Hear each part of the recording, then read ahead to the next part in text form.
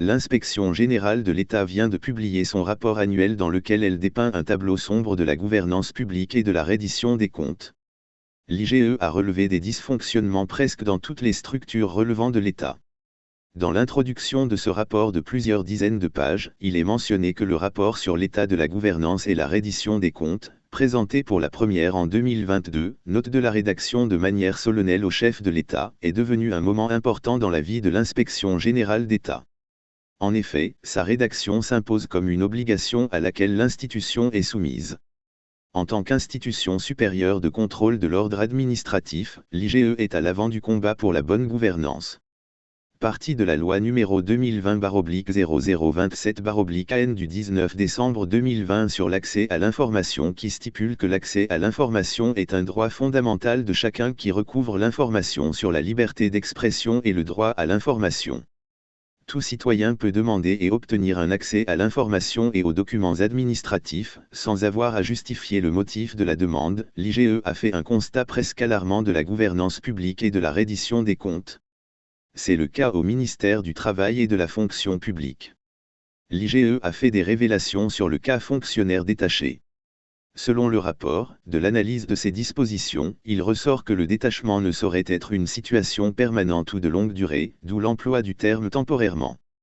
D'ailleurs, la durée du détachement du fonctionnaire ne peut excéder 5 ans, renouvelable une seule fois, exception faite des cas du fonctionnaire nommé ou élu dans une institution républicaine ou dans une organisation syndicale.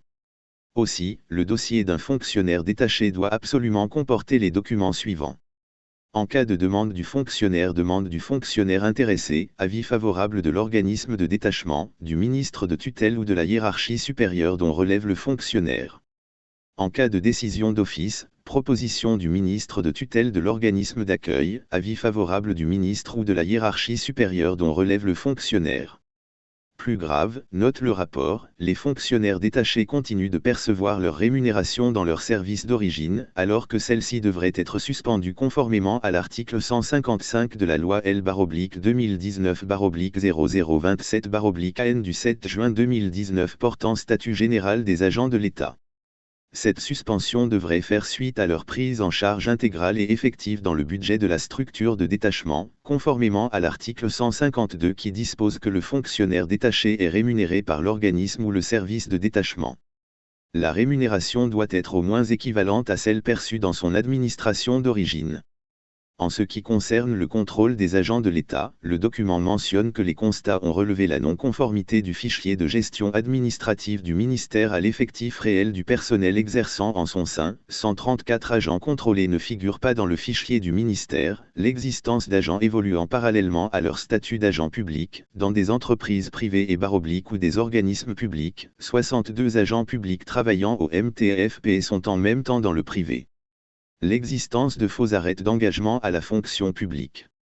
Il a été découvert 103 arrêtés d'engagement non conformes qui concernent un effectif de 3861 agents publics irrégulièrement engagés et payés au sein de l'administration publique. L'existence de faux diplômes, 346 agents contrôlés au MTFP sont porteurs de faux diplômes qui ont servi soit à leur engagement, soit à des changements de positions administratives en faveur des porteurs. La sous-représentation de l'administration à l'intérieur du pays. Le nombre de fonctionnaires travaillant à l'intérieur du pays, rapporté à la population locale, révèle un taux de représentativité de l'État de 0,40%. De nombreux agents payés sans poste identifiés à Conakry. 620 agents parmi les contrôlés au MTFP non poste de l'authentification des diplômes et titres. L'authentification des diplômes s'est déroulée par la consultation des bases de données et des archives des services de scolarité des différentes structures de délivrance.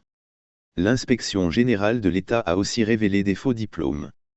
Sur 1004 diplômes recueillis pour authentification auprès des entités de délivrance, 960 diplômes et attestations ont pu être oumis à authentification. Il est ressorti 614 diplômes conformes et 346 diplômes non conformes, soit un taux de 36% de documents faux. 44 diplômes n'ont pu être authentifiés pour non-localisation des entités de délivrance. En outre, la mission a relevé les constats suivants. Les mentions contenues dans les diplômes et attestations ne sont pas standardisées, elles varient d'une structure de délivrance à une autre. La plupart des diplômes et attestations contrôlés sont légalisés par les greffiers des cours et tribunaux, indique le rapport.